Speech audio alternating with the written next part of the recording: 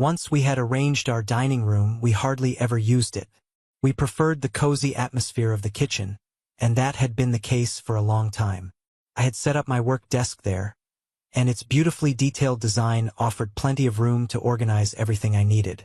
I'll admit I was somewhat obsessive about cleanliness, and I adored the soft, diffused light that filled the space. Then she walked in, the sound of her new high heels clicking sharply on the floor announcing her arrival. She called out to me, but I was too focused on my work to respond. Only when I was finished did I finally shout back, "I'm here. Can you come in for a minute?" She rolled her eyes before stepping into the doorway. "What is it?" she asked, clearly in a rush. I pulled her close and wrapped my arms around her. At 47, tall and graceful, she had an alluring figure. Her chest was beautifully proportioned, not too large but very responsive. Having no children, she hadn't gone through the challenges of post-pregnancy weight, and her weight was nearly the same as it had been when we married 27 years ago. I had always admired her chestnut hair, but I couldn't help feeling a little disappointed when she went blonde 4 months ago. She didn't look quite herself. Perhaps I was just being biased. "I won't take long," I reassured her. "Besides, I have a feeling your meeting might be canceled. Let's go. I'll leave you in peace to finish this up. You made it pretty clear where you prefer me to be." She sighed dramatically, rolling her eyes before sitting down opposite me. "Thanks. As I said, I'll be brief," I continued. "I want you to think carefully and be honest. This isn't just a hypothetical. Tell me, in monetary terms, how much do you think intimacy with you is worth? Do you believe different acts have different values? I know escorts have varying rates," I went on. "I'm not exactly sure how much women charge for their affections, but I imagine it's quite a bit. I need your help to set a baseline for some research. In your opinion, is your value closer to that of a courtesan or more like a street worker? Or maybe I should aim for something in the middle." I paused briefly. Should I factor in things like enthusiasm, skill, and seductive elements such as lingerie or mood setting, like soft lighting, candles, or indulgences like strawberries and chocolate? I'm also considering the appeal of motels and similar places. I continued my monologue, observing her expression shift. Her mouth slightly opened in disbelief. When I paused, hoping to give her a chance to respond, she quickly closed it. "What are you talking about? This isn't funny, Donald." "It's ridiculous," she said, using my full name, a clear sign of irritation. I knew if I pushed further, she'd explode in anger. "Oh, I get it, Sherry. It's absurd, just like everything else has been since you started flirting with Jameson." "So it's Jameson, is it?" I added. "What a pretentious name. He's just some bumpkin in a suit. His friends call him Jimmy Jam, and honestly, that name suits him better." Her eyes narrowed, and I could feel the storm brewing. "Go on, Mount St. Helens erupt already?" I muttered. "I've told you already. There's nothing going on between us. He doesn't even mean that much to me. Is that really what this is about?" She shot back, clearly upset. "I swear, if you mention him again, I'm walking out." I couldn't stop myself from smirking. Jameson, Jameson, Jameson. Jimmy Jam. It sounds like a rapper's name, doesn't it? A backwoods rapper rhyming about his pickup truck, partying, and maybe even getting involved with married women. I see a promising future for him with plenty of money ahead. A flash of surprise crossed her face, but it quickly faded, replaced by a narrow gaze as she seemed to start understanding where I was going with this. "I'm really sorry, Sherry," I said, trying to smooth things over. "I got off track, and it won't happen again. Let's shift the focus back to something more practical." To be honest, I had my reservations about coming here at first. Even though my career was progressing well, with every passing day, I began to appreciate this place more and more. Yesterday was pleasant. I even managed to play a round of golf in the last week of February. The weather's been unpredictable, but I've decided to stay here regardless. "And you know what I love most about this place?" I continued. "It's one of the few states where you can still file an alienation of affection lawsuit. You can actually sue someone for taking away your spouse, which is pretty rare these days. Of course, it requires a specific set of circumstances to win and receive compensation, but the possibility is still there, and it's intriguing. That's why I've dived deep into this research. I want to compile a thorough report outlining the behaviors in question, their frequency, and the methods I've used to gather the data. I have a few video recordings and several witnesses, which should provide a solid foundation for my conclusions. However, it would be really helpful if you could clarify something for me. How much do you think a night with you is worth? Almost like a consultation with an expert. My lawyer found my idea amusing but ultimately saw its potential, citing precedents. This could change the way people view these types of lawsuits, raising the financial stakes and potentially leading to more settlements. This would benefit the lawyers and make it easier for judges to determine the appropriate financial payouts. I need your cooperation on this. If you don't, my lawyer will make sure your involvement is thoroughly documented step by step. These are the kind of statements I need, and you should consider the benefits you might gain once the separation and divorce papers are signed. After that, any expenses we incur will stop.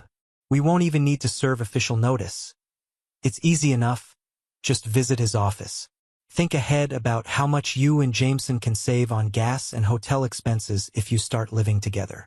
By the way, he does have a spare room, if he can persuade his wife to agree. Incidentally, I've shared my findings with her, and she plans to use them in her case against you, so it might be better if you meet somewhere else. You could even split the attorney's fees with her. His gaze drifted down to Sherry, unconscious on the dining room floor. It wasn't so much a fall as it was like a balloon deflating as she slowly sank down. So much for being an expert consultant. But that was no longer important. The documents I had prepared spoke for themselves. I neatly printed out my research, folded it, and placed it on her chest. She'll find it once she wakes up. In the meantime, my lawyer, Mrs. Jimmy Jam, and I are off to dinner at the best barbecue joint in town. I hope Sherry understands that once that door closes behind her today, there's no going back. I need to change the locks now. It's gotten to the point where I can't even enjoy a meal in peace. Sherry's called me 10 times, and I've had to mute her. At that moment, Mrs. Jimmy Jam was telling one of her funny stories about her wandering husband. She mentioned she was thinking about writing a book titled Life with a Dog. Turns out Sherry wasn't the only woman in his life. She offered to provide me with the addresses of the other wives so I could share my plan with their husbands once mine was finalized. After all, we didn't want everyone to flip the script all at once, right? I refocused on her story. Things were far from simple. Sherry wasn't ready to end the marriage. She was genuinely sorry and insisted it would never happen again, claiming she had learned from her mistakes. For 5 months, she fought to salvage the relationship, but eventually, she gave up, signed the divorce papers, and went back home. By the time the process started, Jameson had attracted media attention, and the judge, an eccentric old-timer with 2 ex-wives, allowed me to testify as a witness. The courtroom burst into laughter when he tried to blend into the background. Surprisingly, he turned out to be quite wealthy, owning half a car dealership. In the end, I received a much larger settlement than I had anticipated. Mrs. Jameson got the house and a quarter of the dealership. When everything was said and done, she shared my findings with the other 3 husbands. It turned out he was lucky to keep his job as a car salesman rather than owning a stake in the dealership. For nearly 3 years, I stayed away from women, until I met a fiery redhead from the countryside, a widow with 2 young sons. I began coaching her kids in soccer when a friend convinced me to give it a try. At first, things didn't click between us, but over time, we grew closer. She often teased me about my chivalrous gestures in public, holding doors open, pulling out chairs at restaurants, and always being attentive in social settings. She kept joking until our 3rd date when I finally lost my patience. I told her, if you don't like being treated like a lady, that's your choice. But if you're with me, I will treat you that way. If you want to be treated poorly, go back to where you came from. She looked confused but quietly waited for me to open her car door. We drove home in silence. Later, as I walked her to her door, she apologized. I did my best to explain my point of view. I was raised with certain values. My grandfather believed women should be treated with respect in public, like a lady, and in private like a partner. And, of course, he had his own views on intimacy. Her eyes glimmered in the moonlight. And if I were to be in a relationship with you, how would I engage with you in that intimate space? I asked. I would cherish you as an incredible individual, focusing on making our time together unforgettable. My goal isn't to dominate or control, but to be a lover who leaves you completely fulfilled. But I feel we haven't reached that moment yet. Do you know what might be holding you back, my dear? Overthinking. The next morning, we were late picking up the boys, and her mom gave us a knowing smile. A year later, when we gathered them around the table to share the news that in 5 months I would be their new dad, they burst out in joy. We had a playful relationship, and I joked to the eldest, telling him he'd be the one to carry the ring. The youngest was curious about his role and asked, "What will my part be?" I replied, "Well, we'll need a flower girl." "Mommy, Daddy wants me to be the flower girl," he exclaimed. I reassured him, "You'll look absolutely stunning in the dress." He seemed on the verge of tears, so I pulled him into my arms and sat him on my lap. "I'm just kidding, son. How about you carry the ring, and your brother will be the best man?" No one objected, and that's exactly how it went. 5 years later, it's amusing to hear them grumble about having to look after their little sister. After that, I never saw Sherry again. According to my older brother, she lived alone and worked 2 jobs to support herself after the divorce. It was as if she had disappeared. And you know what? I don't regret for a second that Sherry cheated on me and our marriage ended. In fact, I'm grateful to her because now I'm truly happy with the woman who gave me a daughter. The only thing I regret is wasting 27 years on someone who didn't deserve me. This concludes the story. If you enjoyed it, don't forget to like and subscribe to the channel.